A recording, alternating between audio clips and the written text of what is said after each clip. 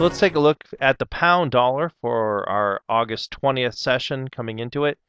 And again, on the weekly chart, we've talked about this before. We've had our weekly fibs on here, and we're still battling with this 382 and have been for actually several months. Very tight consolidation overall on the pound dollar from the weekly down to the daily chart. You can see, again, this tight consolidation communicates to us that we need to trade it on lower time frames. The lower time frames are very, very tradable and able to make some profit on there. Right now, as we take a look at the 4-hour chart, we've had this up and down price action, just some consolidation. A lot of people have seen possibly a left shoulder here, a head, and a right shoulder. So we're going to map out this possible inverted head and shoulders. The neckline coming across here, we want to be aware of this because if price happens to close on the other side of this, it could go up pretty quickly.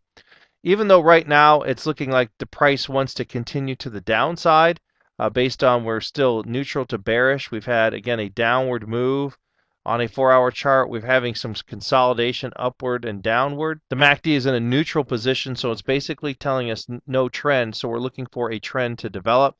And there's other indicators suggesting to us that we could go to the downside. Now remember, indicators just have a measure of probability. Price is the true king picking direction. So any close above this inverted head and shoulders neckline, we would be looking to go long. And this has, again, several hundred pips of price projection looking to move to the upside. We still want to pay for our trade and fund it as it goes.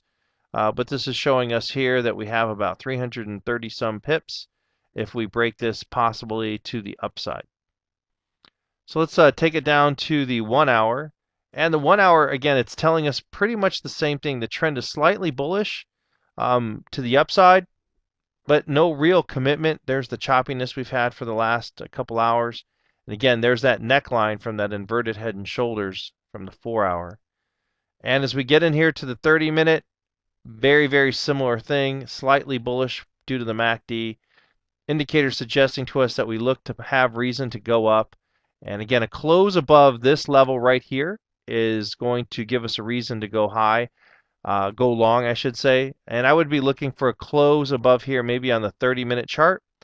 And any kind of close below here, I would be looking for a sell down to this weekly 382 Fibonacci level. And that's about it. I'm going to be working with some price closes. This right in here, this afternoon, New York afternoon, Asian price market, price action, I'm sorry, doesn't really give us a lot of trend in here to look for trend line breaks. So we're going to have to look for price closes, and again, price closing above this inverted head and shoulders neckline. A lot of systems, a lot of people see that. Just let price close.